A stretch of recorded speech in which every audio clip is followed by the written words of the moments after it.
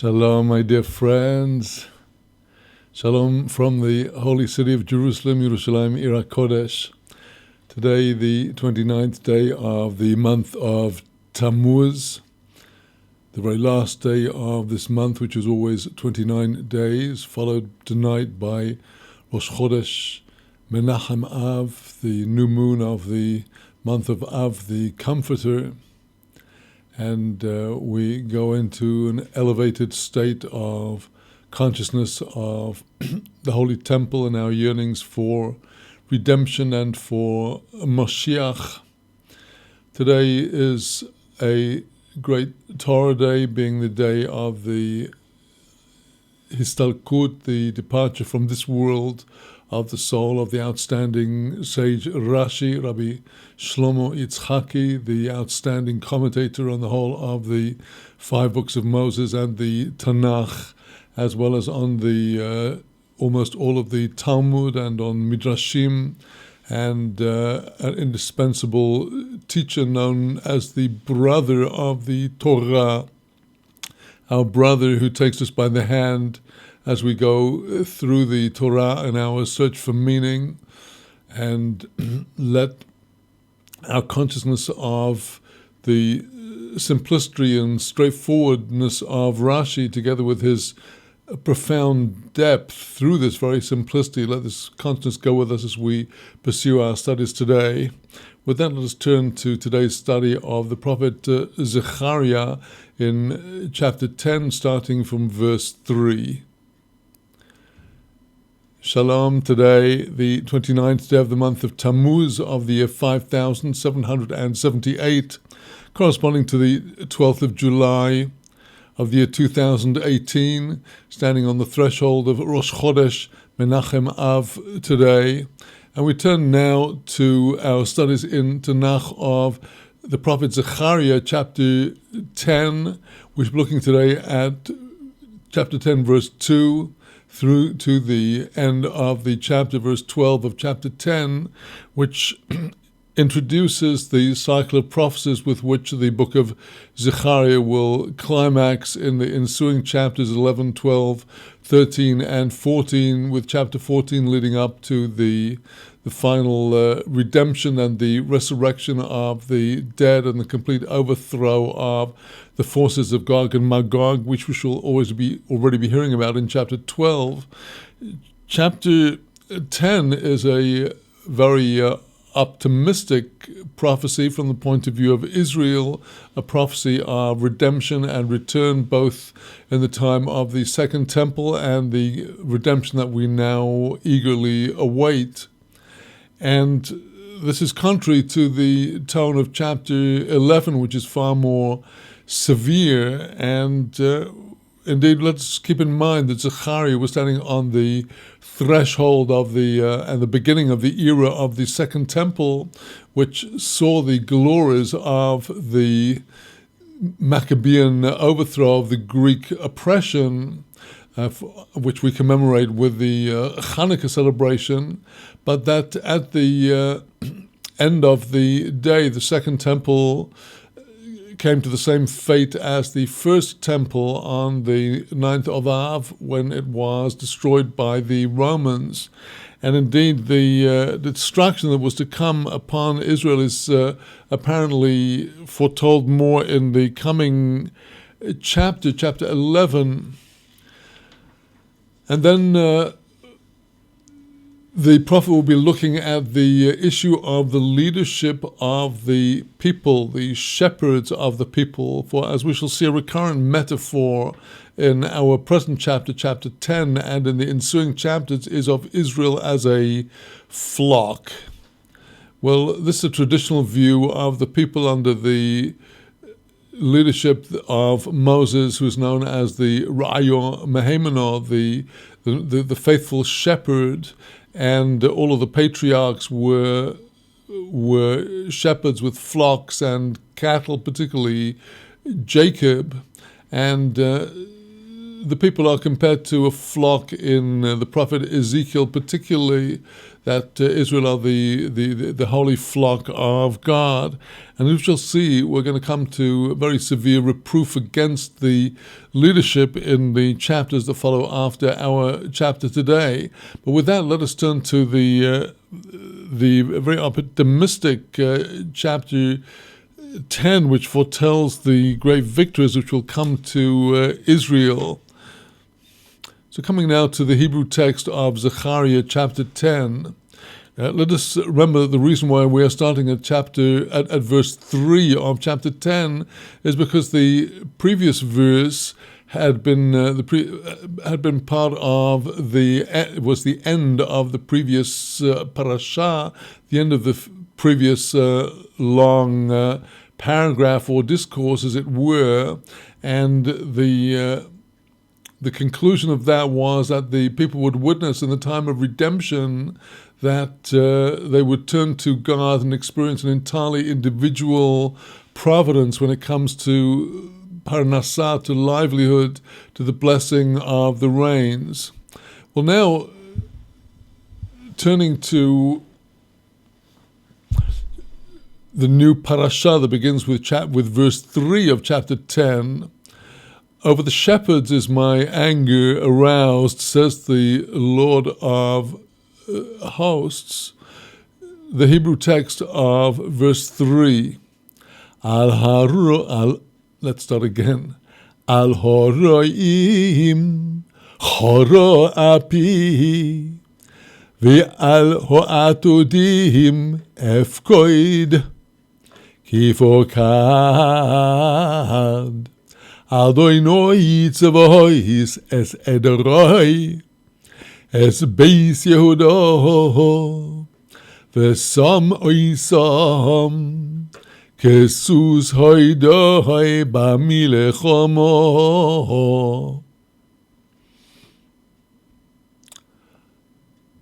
Well, in this verse, the anger that is directed against these shepherds is said by our commentators to be directed against the foreign powers that rule over Israel, particularly here the Greeks, and these are symbolized in the atudim, the he-goats, which do appear in the vision of Daniel chapter 8, verse 21, as a symbol of the king of Greece. So where the verse says efkod, it's from the root of pakad, which we sometimes translate as remember or sometimes as requite. Here God is going to send the requites to the nations that have oppressed Israel because God has remembered his flock as Beis Yehuda. He's remembered the house of Judah. He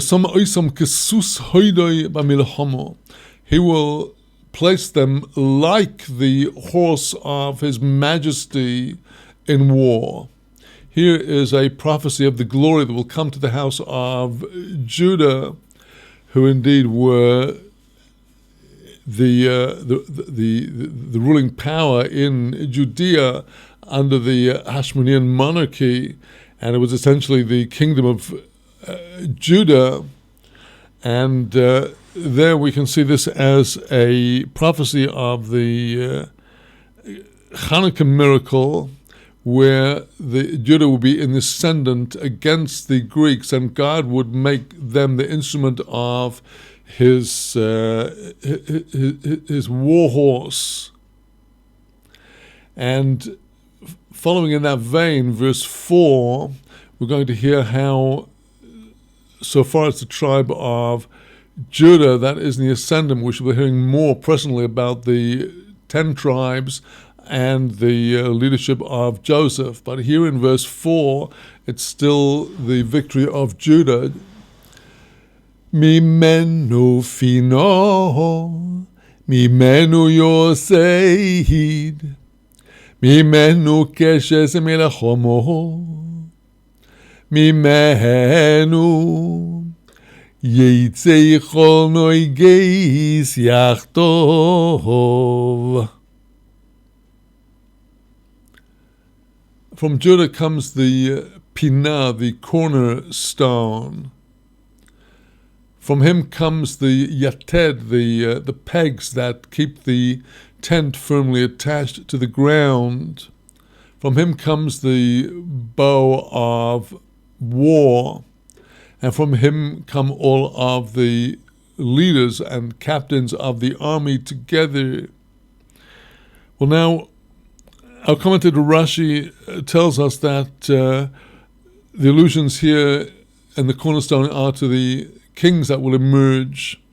And the yated we also find in Isaiah chapter 22, verse 23. The word term yated, the peg, is actually used of one of the great outstanding temple officials in the time of King Hezekiah, who was firmly maintaining the temple in its place.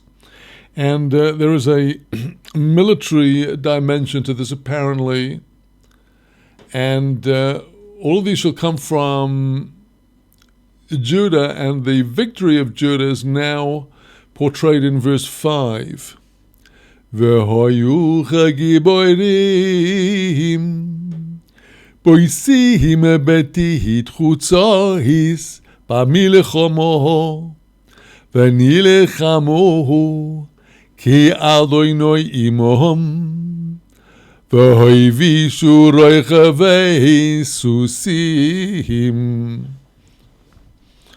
They shall be like mighty warriors who are trampling in the mud of the streets in war. And they shall be able to fight, says the verse, because the Lord is with them. And they shall put to shame the riders of horses. That is to indicate that, whereas in the previous verse, Judah was, in verse 3, Judah was compared to the horse of his majesty. That is to say, the particular qualities of Judah will have the same power as a horse in confronting the enemy. And no longer will this be a battle over a military battle, indicates the prophecies we shall see in a number of places in the continuing prophecies of Zechariah. The redemption will be carried out not necessarily by military might. Well, now comes the reunion of the tribe of the house of Judah with the tribe of Joseph, the 10 tribes, verse 6. V'gibareti es beis Yehuda v'es beis Yosef Oishia v'hoish voisim ki richamatihim v'hoyu kasher lo zenachtim ki ani Adonai Eloheim ve'enem. I'll give the power to the house of Judah, and I will save the house of Joseph, and I will bring them back. I shall restore them, for I have had compassion upon them, and they shall be as if I never sent them away and despised them and disowned them. Here is God's promise, his oath, for I am the Lord their God, and I shall answer their prayers. A very beautiful prophecy of the reconciliation that will be brought about by the Lord God. Verse 7, V'hoyu chagibor Ephraim, v'somach libom k'moy yoyin, ובניהם יראו ושמחו, יוגל ליבם באדוני. Ephraim shall be like a gibor. If intrinsically he may not yet feel like a gibor, he shall indeed then be like a gibor. V'samach libom k'mo yayin, their heart will rejoice as with wine. It's a very a poignant verse as we recall verses in the prophet Hosea and also Isaiah complaining about the drunkenness of Ephraim in the time of the first temple before the exile of the 10 tribes. As Isaiah explains, Hoishikore Ephraim, woe to the drunkards of Ephraim. But here, without the wine, apparently their heart shall have the rejoicing that wine could bring. And of course, the prophet Hosea also speaks about the sweet fragrance of the wine of Lebanon, which is the wine of the redemption, the wine of the secret wisdom of the Torah that's opened up at the time of the redemption. And here very significantly, V'neihem yir'u v'samechu, their children will see and rejoice. In other words, here a clear allusion to the coming generations, the descendants of the original exiles of Ephraim. Indeed, the Talmud and the famous discussion between Rabbi Eliezer Hagadol, the great Rabbi Eliezer, and his student companion Rabbi Akiva, where Rabbi Akiva had said that the 10 tribes were not destined to return, and Rabbi Eliezer maintains that they will certainly return. Even there, where Rabbi Akiva maintains the 10 tribes will not return, the commentators there say that it was only the original generation that went into exile that would not return. But there the Rashi and the Bali Tosafot say clearly that their children will return, and here would be a source verse for that promise, that even according to the more stringent opinion of Rabbi Akiva, that they would not return, they would return only to the exile of the generation, but not to their descendants. And how will it come out? It'll come out through the redemptive voice of the Lord God. Verse 8. Eshrako lohem va'akabatzim kifedisim v'ravu kemohiravu. God will whistle, as it were, in this great sound of redemption to gather in, reminiscent of Rabbi Nachman's metaphor of the mother bird that lays eggs in all the nests of the other birds, and when the mother bird gives her cry, the little chicks all fly to her. And so too, at the end of days, all of the people of Judah and Ephraim will be gathered together because God redeems us. Continues in verse 9. Ve'ezro'eim bo'amim ובמרחקים יזכרוני וחיו את בניהם ושובו. Another very poignant verse considering the great arousal of souls of Ephraim in our times. For Ezraim bo'amim, even though I sowed them among the nations. The vov at the beginning of the verse, Ezraim, could be rendered as albeit that, or even with the fact that I sown them among the nations. Even in their distant places they shall recall me. V'choyu es b'nehem, they shall come to life with their children, v'shavu, and return to God. And now detailing the physical ingathering of the exiles. First of all, v'shavu at the end of verse 9 would refer to the initial arousal of repentance in their hearts, in their places of exile, and now coming to a prophecy that parallels others in Isaiah and the other prophets of the return of the exiles. Verse 10, V'hashivoisihim me'eretz Mitzrayim u'me'ashur akabetzehim ve'el eretz Gil'od u'levonoin aviehim God's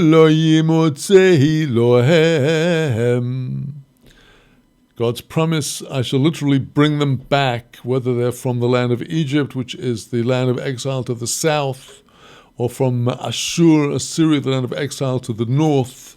So these are the places where Israel went into exile, both after the first temple and after the second temple, and from there spread out to the rest of the world. But God will bring them back. Now the prophet recalling the beauty of the region to the land of Israel, El Eretz Gilad, the land of Gilad, which is to the east and northeast of the River Jordan, the area of the Golan, Lebanon, the Lebanon, which is referred today on maps as to the land of Lebanon, but it also specifically in the Tanakh has the connotation of Yerushalayim. And God will bring them to the land of Israel, which will not be sufficient for them.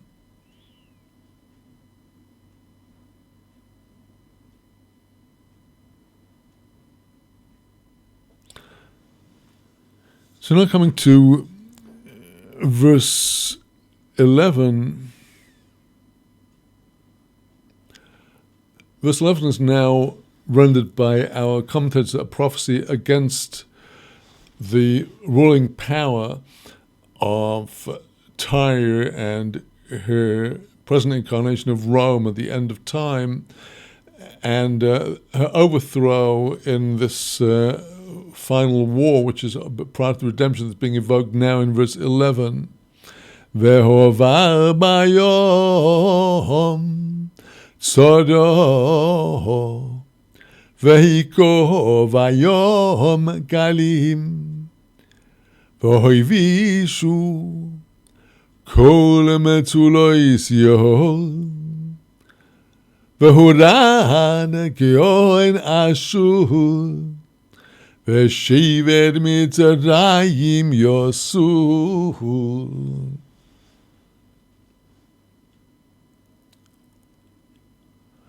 According to the literal rendering, there shall pass through the sea a tzara, a trouble. It's a little difficult because the verb ovar is masculine, whereas tzara is grammatically a feminine, but Rashi takes it as the tzara being the trouble that will engulf Tzor, Tyre, which, as I've discussed earlier, was the root city from which the founders of Rome apparently went forth, and Tzor and Tyre and Romi are considered to be simultaneously alluded to in these references to this power, Tzor herself, Tyre, which sits amidst the sea. And says Rashi in his comment on verse 11, V'hi rosh Edom, she is the head of Edom.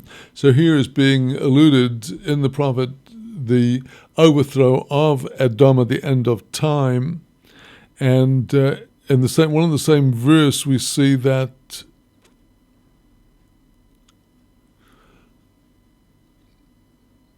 Vehiko vayom galim, no subject to the word vehiko is explicitly written in the text. He shall smite in the sea the waves. V'hoivishu kol metzulas yah, all of the depths of the river shall dry up. Well, Rashi supplies that the subject of the verb vehiko is the Holy One, blessed be He, and we are seeing here miracles at the end of days which parallel the miracles of the splitting of the Red Sea and the overthrow of the god of Egypt at the end of time. So here with the twin references to Tzor, Edom, and to Egypt, which is the source of the Ishmaelite nation who descended from the son of Hagar, the Egyptian princess who gave birth to Ishmael for Jacob. So we see the simultaneous references to the overthrow of Ashur, the northern kingdom, and of Egypt, the southern kingdom. And on the other side, concluding this parasha, Vegibaretihim Badoinoi Uvishmoi Zalochu Neum Adoinoi.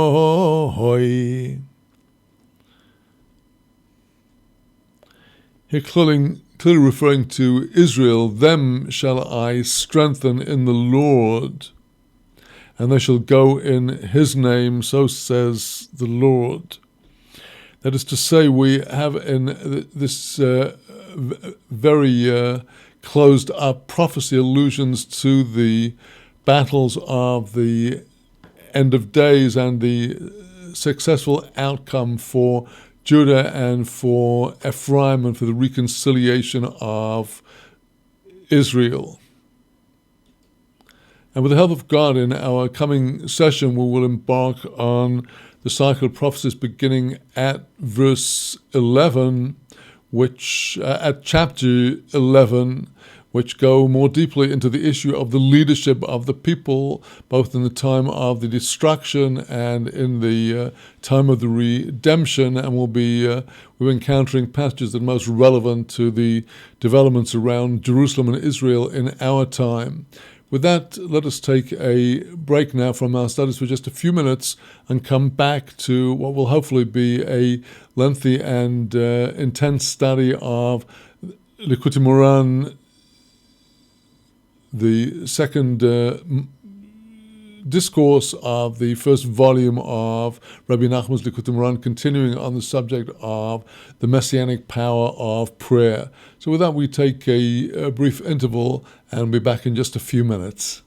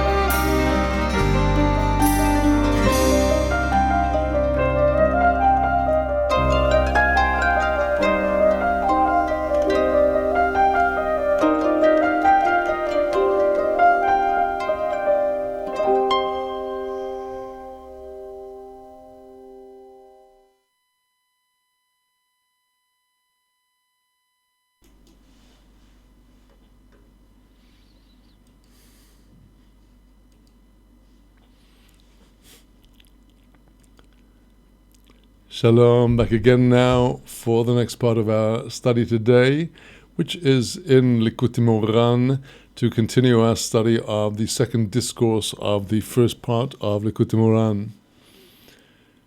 Shalom, today, the 29th day of the month of Tammuz of the year 5778, corresponding to the 12th of July of the year 2018, and we'll continue our study of Likutei Moharan, the second discourse in the first volume of Likutei Moharan, beginning now at section 5 of the discourse, section 5 of the second discourse of Likutei Moharan, volume 1. And we follow now through a continuation of the section we had been learning previously, where Rabbi Nachman had been teaching us about the foundations of the path of prayer. And this is an unfolding explanation which continues in the coming sections of this discourse. And Rabbi Nachman had already in the previous section told us that in order to attain to the level of mishpat, of judgment that is required in prayer, in order to learn how to fire the arrow of prayer to the target, even though the target is a tiny hair's breadth. And this must be done by the attribute of mishpat, which is attained through tzedakah, which diminishes the person that is giving the charity and raises the person to whom he is giving it. Well, now in ensuing section 5 of this, we come to a different aspect of the mishpat, of the judgment, because the occupational hazard of prayer are the strange thoughts that come to a person in their prayer. And strange thoughts can refer to all kinds of different thoughts and ideas in our heads, including different ideas we have about how to pray and to whom prayer is to be directed. And some of these may include very basic fundamental distortions of our imaginations that can be elevated through the latest scrutiny with our minds and hearts of other people are praying to make an impression on some other people, to show how devout they are. People may have different inner intentions of many kinds in their prayers, and this is besides the times when a person is trying to maintain devotion, and every kind of mundane thought, sometimes appetites and desires may pass through the mind. Sometimes one may get to very strange places in one's mind, and these are what Rabbi Nachman is talking about in this section. ועיקר כל המחשבות זרות הם על ידי קלקול המשפט. The very essential root of all these different strange thoughts, untoward thoughts, improper motives in prayer, they all come about through some level of kilkul. There is a damage to the mishpat, to the clear attribute of justice, which teaches us exactly where we must direct ourselves in each case. But the judgment may be corrupted, as we shall see. Ki mishpat hu bechinas aynin. The very concept of justice is bound up with the concept of the eyes. The eyes with which we observe situations are the instruments through which we gain our impressions and we begin to make our judgments. So the concept of the eyes, and these also allude to the eyes of God's providence and judgment, these are bound up with judgment, and we have an allusion to this in Genesis chapter 14, as it's written, Vayavo el ayin mishpat. In the battle of the 5 kings against the 4, where Abraham went out to rescue Lot, they came eventually to a place called the Ein Mishpat, which could be translated as the fountain or spring of judgment, the well of judgment, but literally would refer to the eye of judgment. And in Deuteronomy chapter 33, among the closing words of Moses' address to Israel at the end of the Torah, he refers to the Ein Yaakov, to the eye of Jacob.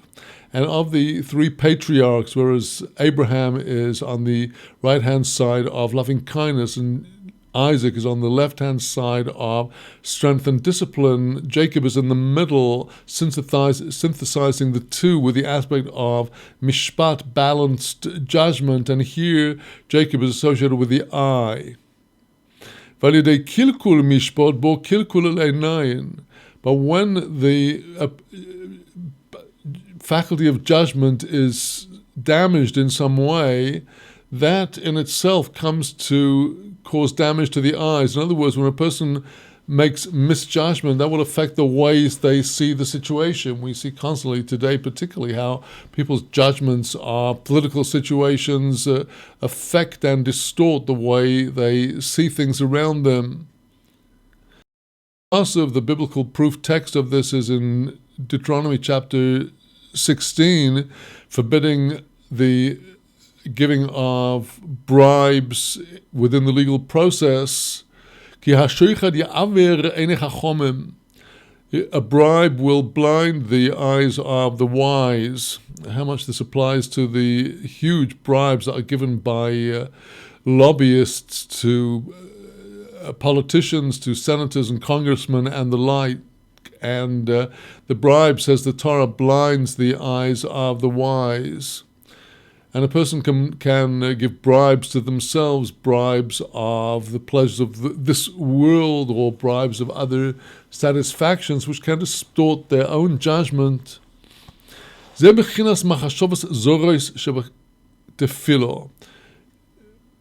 we have the category of the strange thoughts in prayer. These idea of distorted vision based upon false judgment.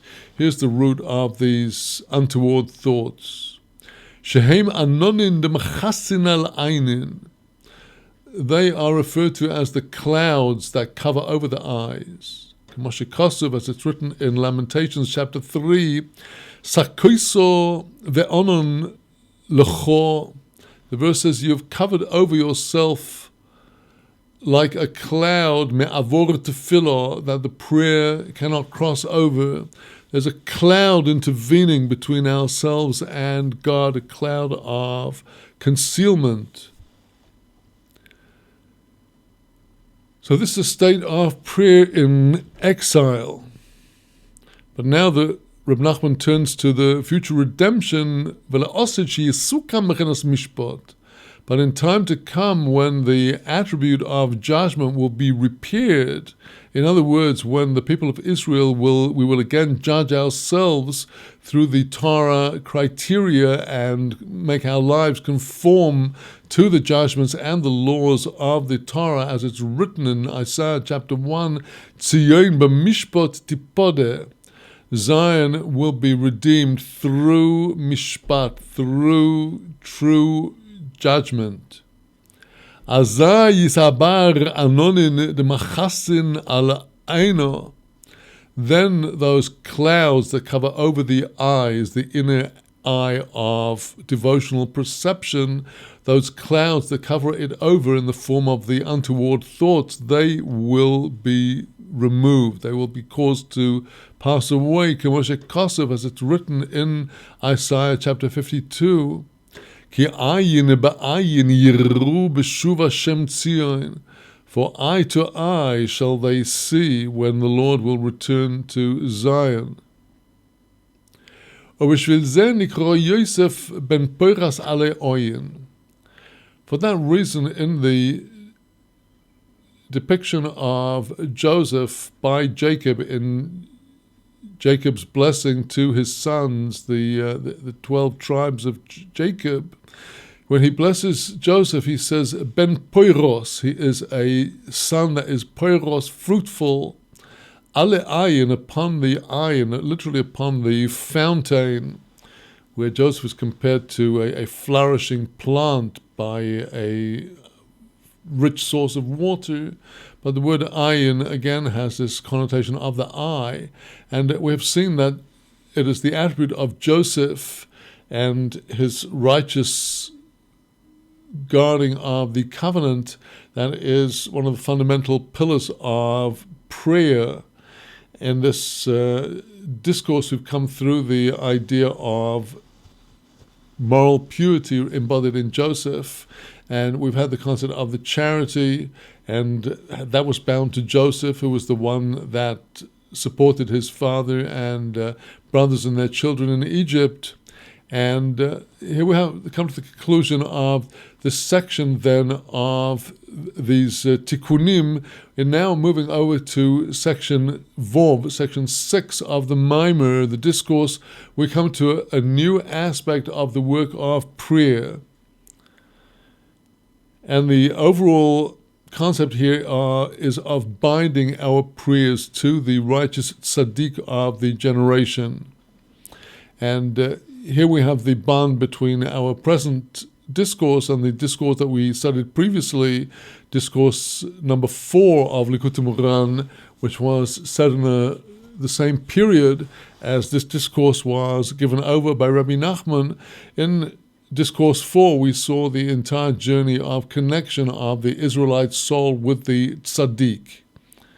And here we see this amplified in the concept of binding oneself to the tzaddik in one's prayers.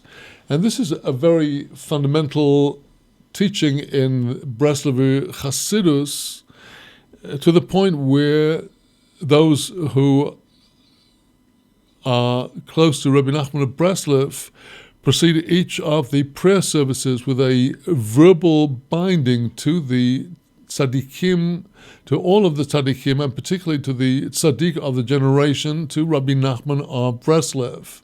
And here is a practice that raises many eyebrows.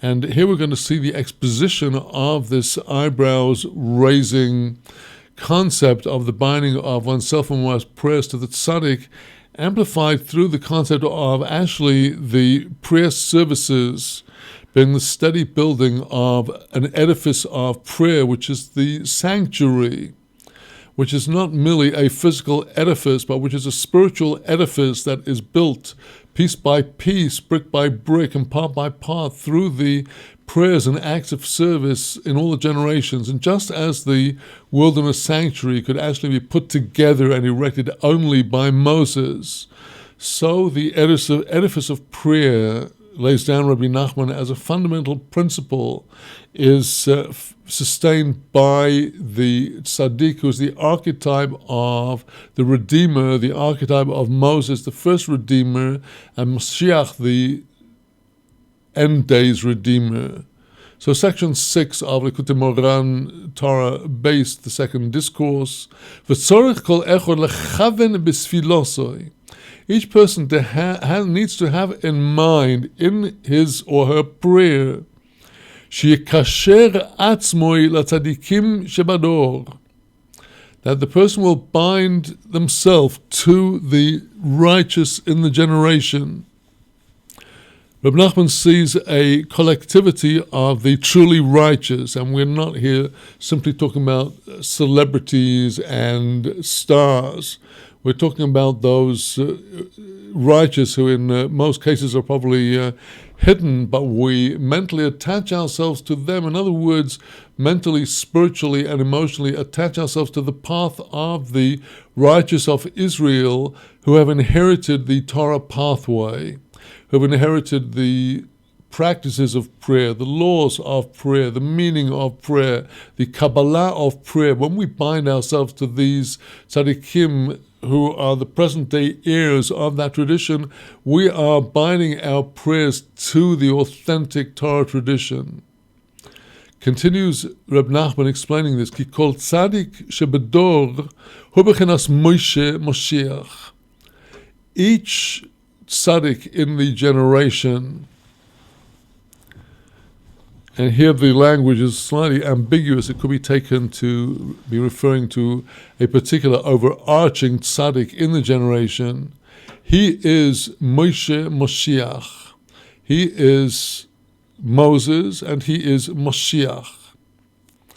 And indeed, in all of the true tzaddikim of the generation, there is a spark of these two souls of Moshe and Moshiach. K'moshe motzinu, just as we see in the Talmud, Tzaddikim koren zilozeh Moshe, we find in the Talmud the different participants in the debates will sometimes address one another as Moshe. As in one Talmudic dispute between two Amoras, two Talmudic teachers who were not called Moshe, one says to the other, Moshe Shapik Omrat. My friend Moses, you said that very nicely, addressing his friend as an embodiment of the Moses of the Torah. Moses is indeed one and the same concept as Moshiach. And this we learn from the proof text in Genesis chapter 49, also in Jacob's blessings, K'moshe Kasuv, Ad ki yovoi Shiloi. The scepter will not depart from Judah until there shall come Shiloh. Well, Shiloh, though Moshiach, the Holy Zohar says Shiloh alludes to Moses, who is in the blessing prophesied by Jacob as to come, and that this is Moshiach, and indeed the letters of the Hebrew word Shiloh have the same numerical value as the letters of the Hebrew name Moshe.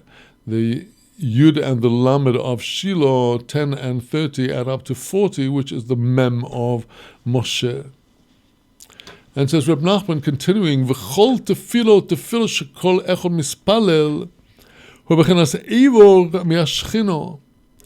each and every prayer that each individual prays, this prayer is a limb of the indwelling divine presence, the Shekhinah. That is to say that the divine presence rests in the world and is revealed through the words of our prayers. We recite and breathe out into the air of this world the words of our prayers. There is a revelation of the Shekhinah. Each prayer is a part of this. Shehem Evore HaMishkan. These limbs of the divine presence, these are the limbs and parts of this divine spiritual sanctuary. She'ein shum echod misrael yochol la'alo sheyofo b'sheyofo. There's not a single one of all Israel that has the power to bring in each limb and part together with its adjacent limb and part, each one into its proper place. Elo Moshe b'lechud, except Moses only. B'shvil zeh tzorich lehovi u'lekasher kol hatfilos tzaddik hador. It's on account of this that it's necessary to bring and to bind all of the prayers to the righteous of the generation. It's very interesting that the prayer service in the synagogue in the morning begins with a prayer for the righteous of the generation, the Kaddish D'Rabbanan, the so-called Rabbi's Kaddish, which begins the prayer service and ends the prayer service each morning. And here again is alluded to the idea of binding one's prayers to the righteous of the generation. And this has to be done because prayer is not a private individual's enterprise. Prayer is a collective enterprise of Israel. And all of our prayers are necessary to elevate and reveal the divine presence. And this can only be done when there is one presiding tzaddik who is charged with putting together the whole edifice. K'moshe Kosef, as it's written in the time of the wilderness sanctuary, Vayoviu es hamishkon el Moshe. They brought the sanctuary to Moses. והוא יודע לעלו שיופו בשיופו ולעשות איסו כמו שלמו. Moses has the wisdom and understanding to bring in each and every limb together with its adjacent limb in order to make the entire sanctuary one complete structure. K'moshe Kosev, as it's written there at the conclusion of Exodus, Vayokem Moshe es HaMishkan. It was Moses that erected the Mishkan.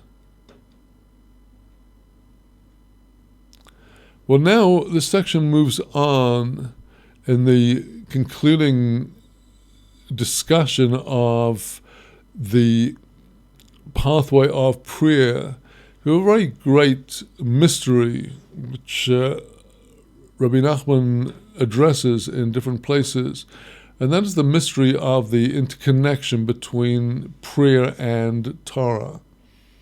Prayer, of course, are our words to God, our words of praise and our words of request. And Torah is God's teaching to us.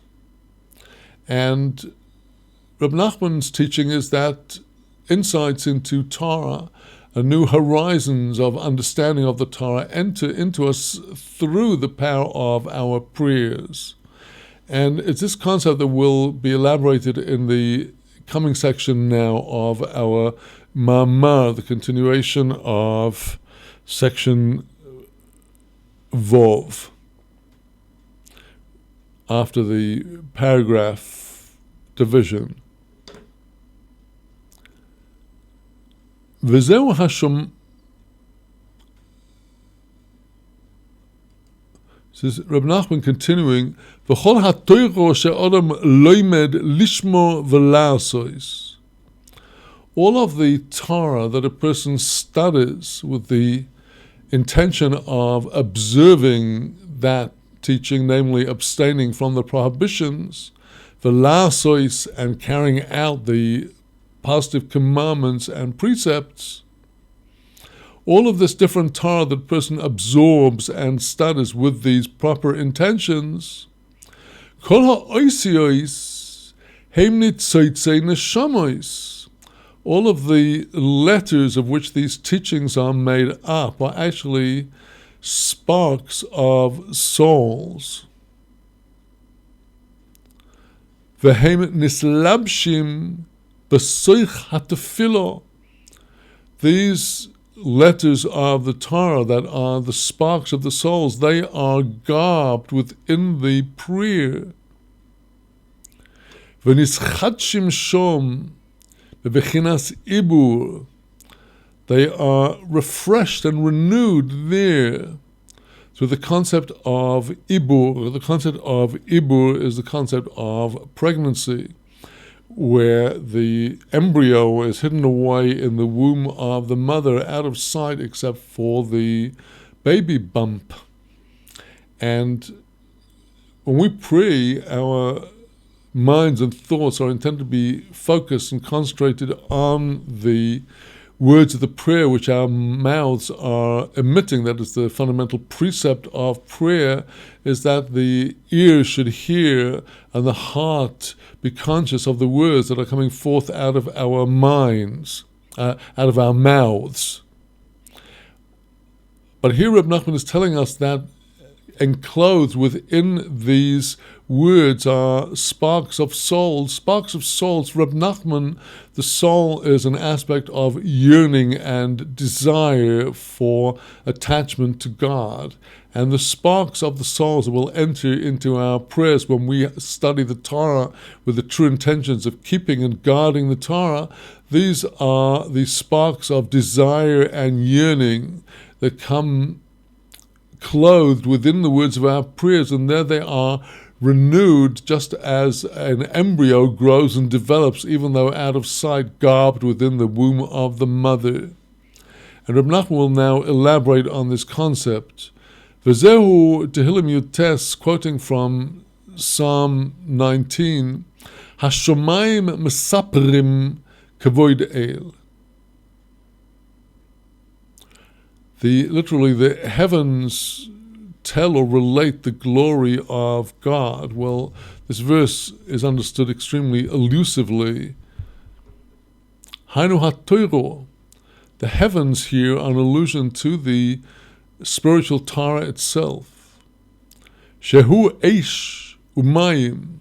The Torah has its aspect of fire and its aspect of the water, its aspect of gevurah, and its aspect of chesed. Hainu b'chenas hanashamois. These divine attributes, they all find revelation in the different souls that are rooted in different parts of the tree of the Sfirot. Uvoim b'seichat tefillah. It says, Reb Nachman, these sparks of the souls come into our prayers, and that is alluded to in the verse in the Psalms. Hashamayim, the Torah is mesaprim kavod kel. The kavod kel, the glory of God, says Reb Nachman, that is the prayer. Hatfilah shehu b'chinas kavod kel, the prayer is the glory of God. And the Shamayim are mesaprim, which has the connotation of causing to shine, from the root of sapir, the shining sapphire. The heavens make a light, fill with light the glory of God, which is the words of the prayers. Simu covered at Hilosai, the words of the Psalms say, set forth the glory of his praise, and we've already seen that Tehilosai, his praise, that alludes to prayer. B'chinas Tehilosai echtom loch. My praise, says God in the verse in Isaiah, my praise is that I show patience to you, and you in your prayers must have patience until the prayer is answered. So here we see the idea of prayer, Tehillah, associated with the idea of kavod, which reveals the glory of God, because prayer reveals the Shekhinah, which is called the glory of God. So Reb Nachman says, coming out of this verse in Psalms 19, is that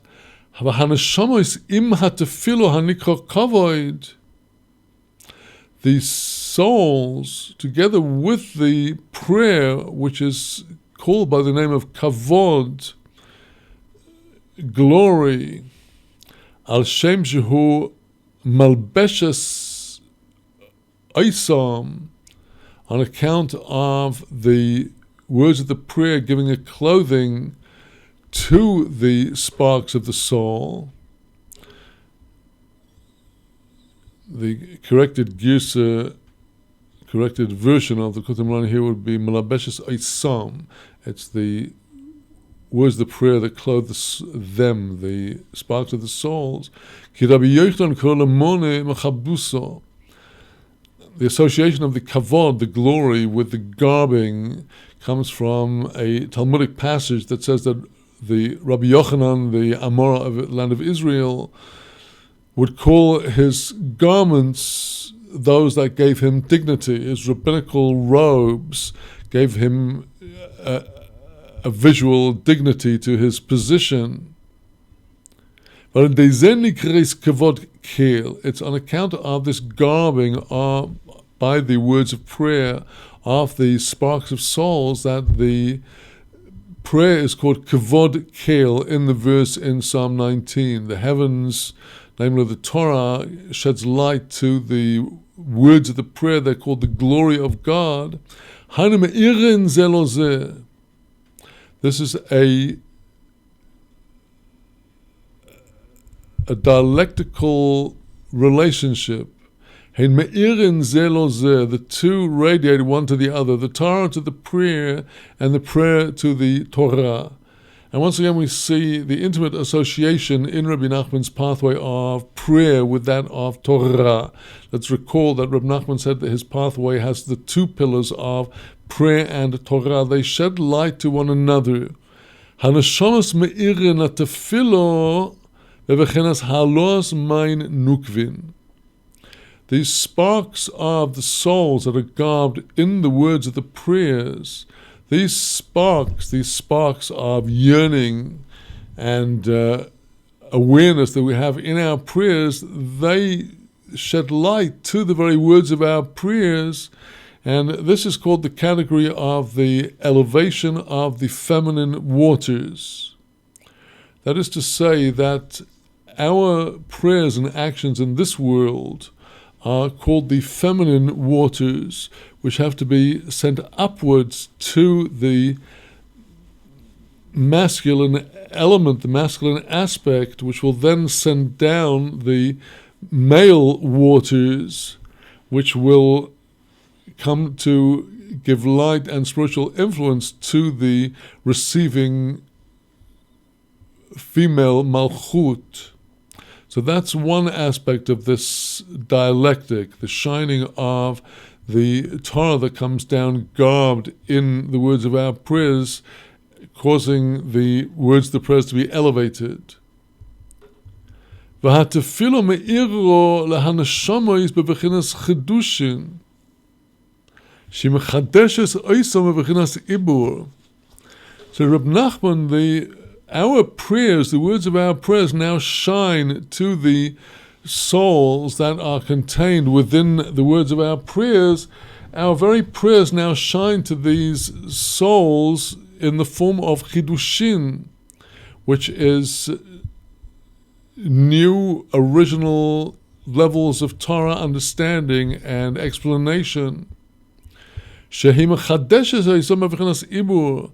Our prayers renew these words of Torah through the aspect of ibur, the aspect of pregnancy, the growth of the embryo.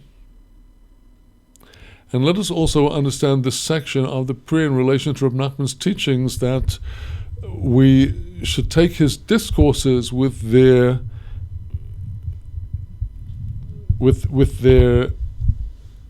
pieces of advice and spiritual guidance to us.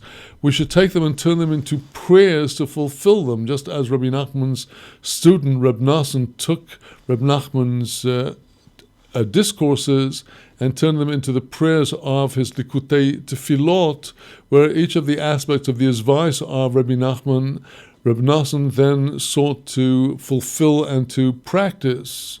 In other words, when he studied the discourse of Reb Nachman, he studied them with the intention of guarding them and practicing them. And so here again we can understand this section where the very prayers now shine to these souls. In other words, when we will offer our prayers to follow the teachings of the Torah, these words of prayers will themselves shine and throw light upon the Torah itself in the form of these souls that are embedded within the words of our prayers, and the renewal of these, the light which will be shone upon these souls will come forth in the form of chidushin, new Torah insights that will come to us through our very devotions. The prayer renews the sparks of the souls clothed within the words of the prayer through this mystery of ibur, the mystery of spiritual development, of the spiritual embryo. Now, we've already learned that all of the prayers we are to offer with the kavanah, with the intent of binding our prayers to the tzaddik. In other words, seeing our own individual prayers as part of the overall enterprise of Israel in building the sanctuary of service of God, the entire holistic vision being able to be accomplished only by the tzaddik. And so now Reb Nachman connects the previous section about how the sparks of the souls are entering into the prayers of each one, and now since the prayers must be brought to the tzaddik, continues Reb Nachman, v'haneshamos amuluboshim batfilo hamuvois latzadik shabador, these souls that are garbed within the prayers of each and every individual, through the words of the Torah that they study with the intent of keeping and guarding, these were now brought to the tzaddik of the generation in accordance with the previous section, where we are to bind our prayers to the tzaddik as limbs of the overall sanctuary. Here Reb Nachman brings a scriptural source for this concept. Besulois achareho reoso muvos loch. The maidens that are brought after her, after the princess, the wife of the king alluded to in Psalm 45, the companion of the king, these maidens are all in her wake and after her brought to you. And this verse, embedded in this verse, teaches Reb Nachman, is the concept of the maidens, the prayers, the aspect of the nukva, the maim nukvin, the feminine waters, the female waters. These are being brought to the tzaddik. And with that, Reb Nachman concludes his depiction of the main part of this pathway. In other words, he has built up from the beginning a pathway of prayer, which is taught us is the pathway of Mashiach and all of those who are attached to Mashiach, the pathway of prayer. And he has, in this fundamental discourse, explained to us the foundations of true prayer and the skill of learning how to wield the sword of prayer. And after this building of the edifice of a spiritual pathway, it's now that in the ensuing section that we should be studying in our next session comes to relate the whole structure to the passage in the Talmud of the narrative of Rabbi Bar Bar Chana, which once again is a narrative involving fish at sea out there in the oceans. And we shall see that in this narrative again, Rabbi Nachman teaches us and finds the pathway of prayer as the way out of our present exile, and we shall come to that redemptive teaching in our next session.